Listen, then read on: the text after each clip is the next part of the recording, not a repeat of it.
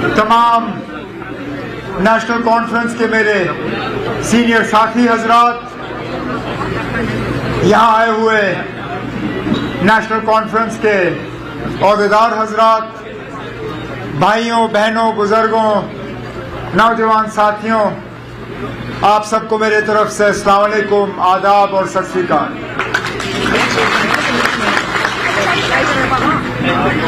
आज शेर कश्मीर भवन में नेशनल कॉन्फ्रेंस की इस फौज को यहां जमा हुए देख के दिल खुश हो जाता है, क्योंकि इस जमात को कमजोर करने की नहीं, मिटाने की एक मुकम्मल कोशिश की गई थी पिछले 8-10 साल के दौरान। कौन सा ऐसा हरबा है जो हमारे खिलाफ इस्तेमाल नहीं किया गया?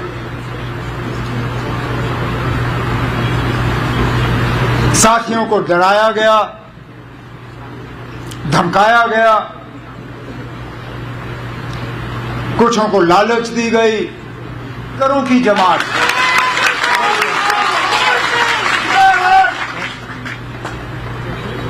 हमें ताकत नेशनल कॉन्फ्रेंस की ऊपर की सतह की क़यादत से नहीं मिलता,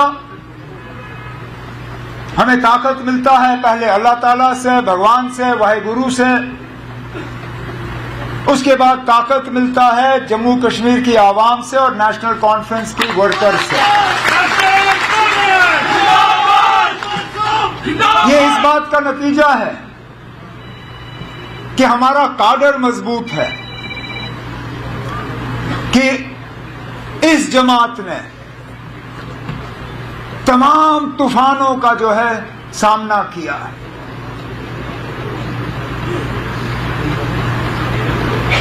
वो कहते हैं ना,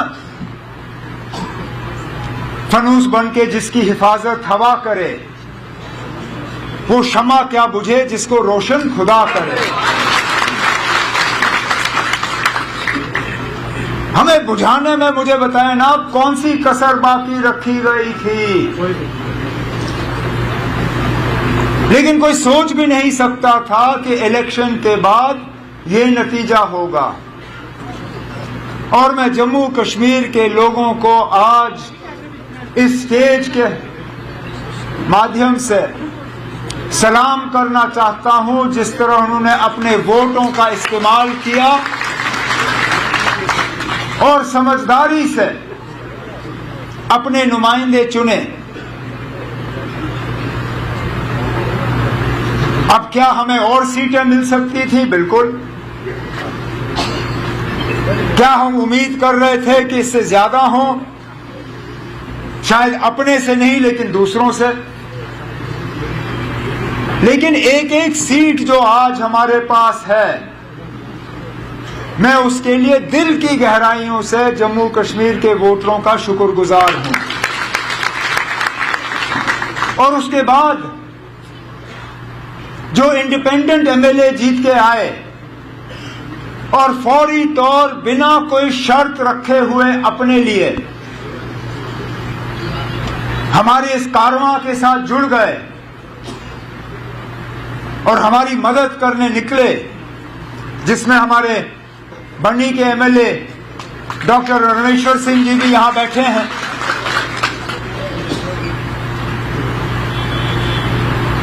इलेक्शन के बाद जब इनसे मुलाकात हुई, जब बाकियों से मुलाकात हुई, इनमें से एक ने भी अपने लिए नहीं मांगा। जब बात की तो जम्मू कश्मीर के आवाम के हवाले से बात की, अपने असेंबली सेगमेंट के हवाले से बात की, अपने डिस्ट्रिक्ट के हवाले से बात की और कहा कि लोगों के जो मुतालबे हैं, मुश्किलात हैं, उनका अब हल होना चाहिए। हम बेसब्री से इस दिन का इंतजार करते रहे। 2018 में लोगों की चुनी हुई हुकूमत जब चली गई तो तब से लेके आज तक लोगों ने दर-बदर की ठोकरें खाई, मुसीबतों का सामना किया, उनकी आवाज कहीं पहुंची नहीं। मायूसी, परेशानी, दुख, दर्द। लेकिन आज मैं जम्मू कश्मीर के लोगों को ये यकीन दिलाना चाहता हूं कि अब आपकी सुनवाई होगी, आपकी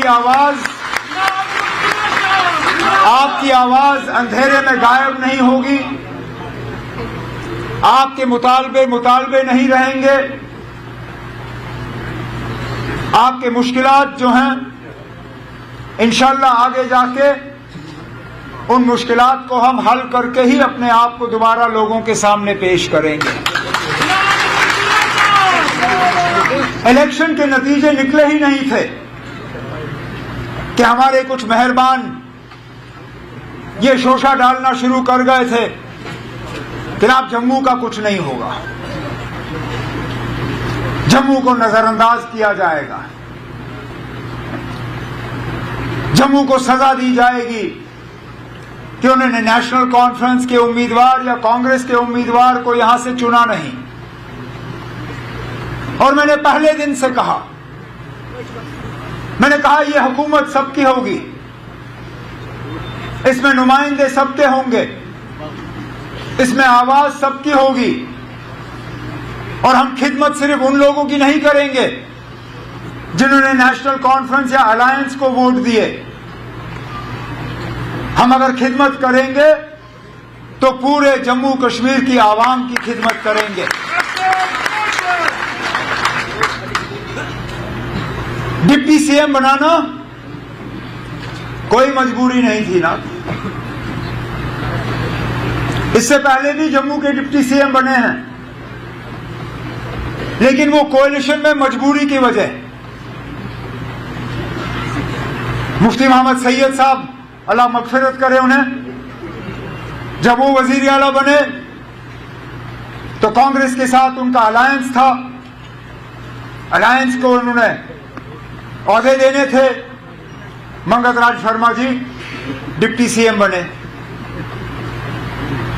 जब गुलाम नबी आजाद साहब जम्मू से सीएम बने, डिप्टी सीएम बनाना था, कश्मीर को डिप्टी सीएम का दर्जा मिला। जब 6 साल मेरी हुकूमत चली वजीर आला के तौर पे, मैंने जम्मू कश्मीर की खिदमत की। अलायंस की मजबूरी थी कि ताराचंद जी को हम डिप्टी सीएम बनाएं। इस बार फिलहाल कांग्रेस ने अभी तक मिनिस्ट्री में जो है शामिल होने का जो है कोई फैसला लिया नहीं है, लेकिन हमने तब भी डिप्टी सीएम बनाया और डिप्टी सीएम भी उसी पार्टी का जिस पार्टी का सीएम। ये उन लोगों के लिए जवाब है जो पिछले इलेक्शन में नेशनल कॉन्फ्रेंस के खिलाफ उंगली उठा के कहते थे कि ये मुसलमानों की पार्टी है, इस पार्टी में मुसलमानों के अलावा किसी के लिए जगह नहीं। कहते थे ये कश्मीरियों की जमात है, यहां जम्मू का कोई नहीं होगा। कहते थे ये खानदानी राज वाले लोग हैं, इनको खानदान के अलावा कुछ दिखता नहीं। जब डिप्टी सीएम बनाना था, जम्मू से बनाया, हिंदू बनाया और मेरे खानदान से उसका कोई लेना देना नहीं है।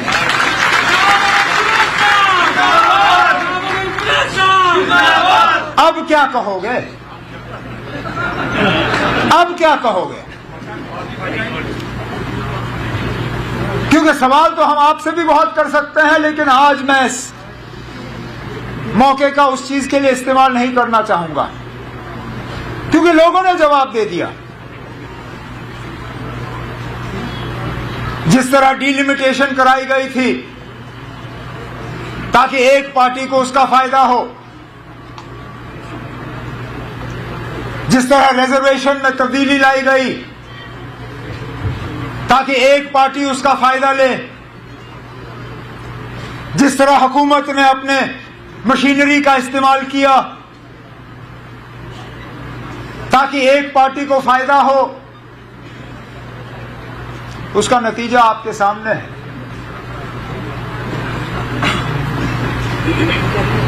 मतलब ये कि ये तमाम हरबे जो हैं ये आपको इलेक्शन तक पहुंचा सकती हैं, लेकिन इलेक्शन जितवा नहीं सकती।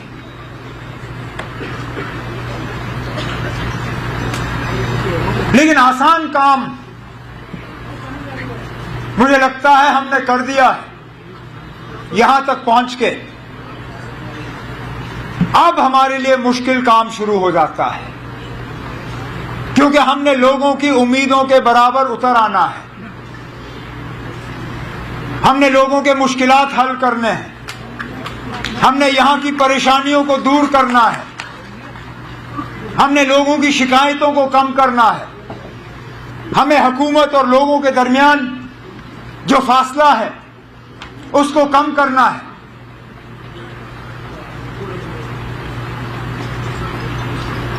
अब सगोत्रा साहब ने अपनी तकरीर में जम्मू के हवाले से बहुत सी बातें की कि ये भी मुद्दा है, ये भी है, ये लोग इस बात पे नाराज हैं, उस बात पे नाराज हैं। लेकिन मैं मजबूर होता हूं पूछने पे, ना अब ये नाराजगी पोलिंग बूथ में हमें नजर क्यों नहीं आई?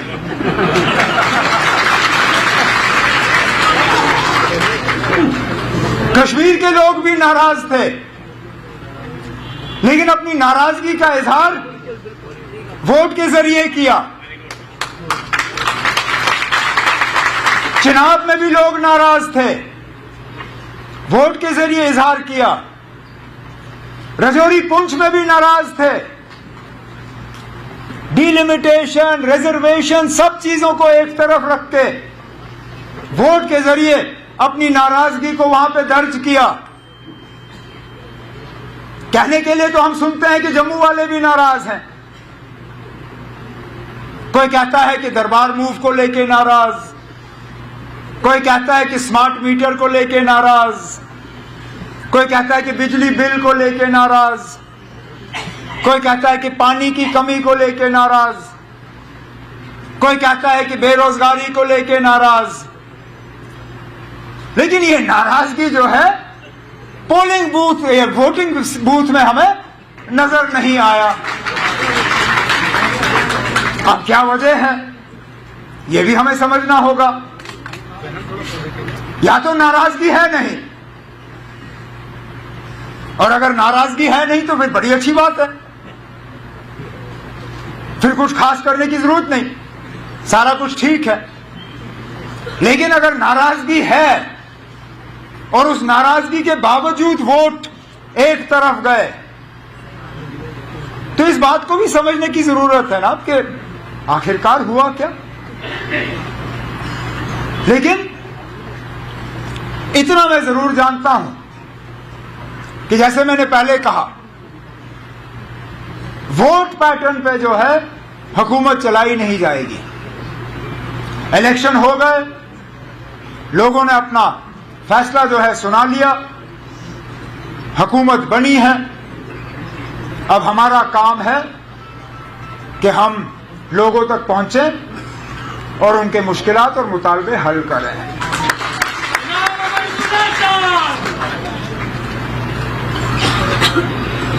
हमारे पार्टी के वर्करों की भी बहुत उम्मीदें हैं। 10 साल हो गए ना अब आपको सेक्रेटरीट गए हुए,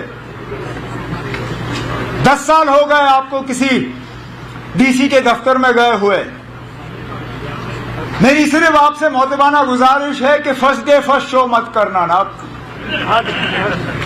5 साल हैं हमारे पास, 1-2 हफ्ते अफसरों को भी थोड़ी आदत डालने दीजिए कि अब लोगों की चुनी हुई हुकूमत आ गई है। अब फैसले बिना लोगों की राय हासिल किए हुए सेक्रेटरीट या अफसरों के दफ्तरों में नहीं लिए जाएंगे। अब प्रोजेक्ट बनेंगे, अब डीपीआर बनेंगे, अब पैसे रिलीज होंगे, तब के लोग ये चाहेंगे कि फलाना काम जो है उनके इलाके में होने चाहिए। मैंने पहले ही सेक्रेटरीट में अफसरों से कहा हुआ है कि खासकर जो पंचायतों के प्रोजेक्ट बने इस साल, जो ब्लॉक के बने, जो डीडीसी के बने, जिनमें लोगों के नुमाइंदों की राय नहीं ली गई, चाहे वो डिस्ट्रिक्ट के लेवल पे हमारे चेयरपर्सन शमशाद शान क्यों ना हो, पूजा ठाकुर जी क्यों ना हो, बाकी क्यों ना हो,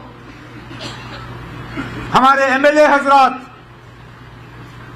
चाहे डॉक्टर रमेश्वर सिंह जी हों, सजाद शाहीन साहब हों, राजू साहब हों, जावेद साहब हों, बाकी हैं।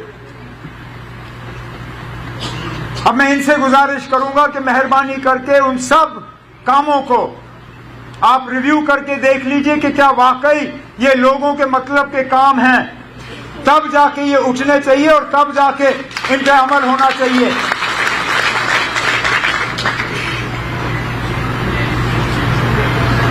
लोगों के साथ हमारा तालमेल टूटना नहीं चाहिए।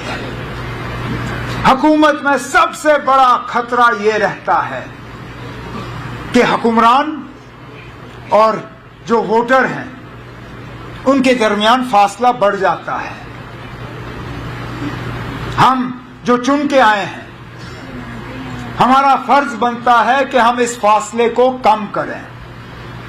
और मैंने ये तय किया है कि जहां जहां कहीं पे भी सरकारी कोई फंक्शन होगा, वहां पे अलग मैं अपने तंजीम के साथियों को कहूंगा कि वहां पे आए, जमा हों, और मैं उनके लिए अलग वक्त मुकर्रर करूंगा।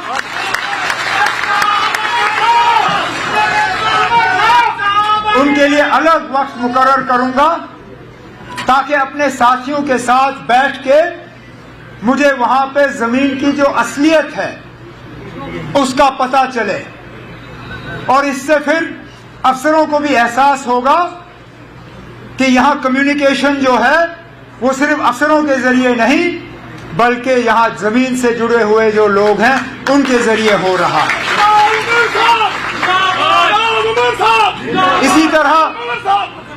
इसी तरह मैं अपने मीडिया के साथियों को ये यकीन दिलाना चाहूंगा कि मेरी हुकूमत के तरफ से आपके साथ कोई सख्ती नहीं होगी, कोई नाइंसाफी नहीं होगी, आपको इस बात की सजा नहीं मिलेगी कि आप मेरे खिलाफ कुछ लिखोगे। हालांकि मैं जानता हूं पढ़ना मेरे लिए मुश्किल होगा, मैं शायद पढ़ना या देखना पसंद भी नहीं करूंगा, लेकिन जमहूरियत में हम जमहूरियत को मजबूत कर नहीं पाएंगे अगर कि हम मीडिया को जो है अपना काम करने की इजाजत ना दें। मैं जानता हूं बहुत से ऐसे हमारे प्रेस के साथी हैं जिनके एक्रेडिटेशन या रजिस्ट्रेशन में अड़चनें डाली गई हैं, रुकावटें डाली गई हैं, इनके रजिस्ट्रेशन और वो प्रेस कार्ड जो है वो इनको नहीं मिले। आहिस्ता आहिस्ता इस चीज को दुरुस्त किया जाएगा और आपकी इंस्टीट्यूशन को जो है हम स्ट्रेंथन करेंगे। लेकिन थोड़ा सा आप रहम करिएगा, जहां हमारे काम ठीक नहीं होंगे वहां पे आप जरूर हमारे कान खींचिएगा, लेकिन जहां पे अच्छे काम होंगे वहां पे दो लफ्ज तारीफ के भी अगर आप लिखें तो गनीमत होगी।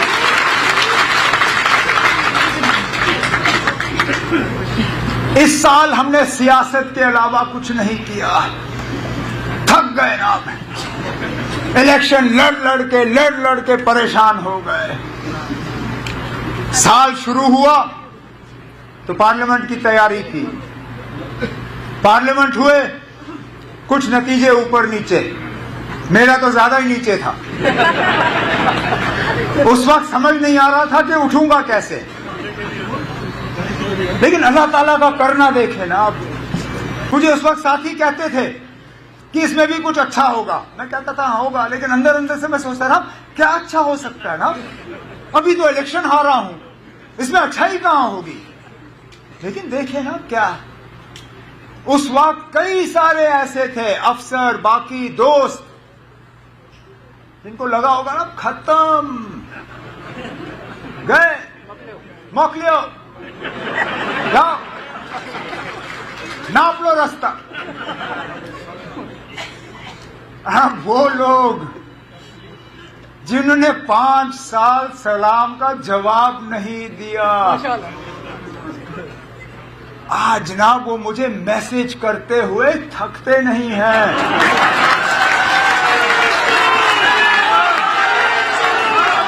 मैं कहता हूं ना, कुदरत भी क्या चीज है। 5 साल एक मैसेज भी नहीं कि जनाब आप ठीक हो, जिंदा हो, हम क्या कुछ आपके लिए कर सकते हैं या नहीं। अब मैं सुबह उठता हूं तो गुड मॉर्निंग सर, 1 बजे फोन देखता हूं तो सर लंच के लिए क्या खाया, 8 बजे फोन देखता हूं सर डिनर में क्या था, आपके लिए कुछ भेजूं तो नहीं, और 10 बजे रात को गुड नाइट सर, प्लीज अच्छे से सो जाइए।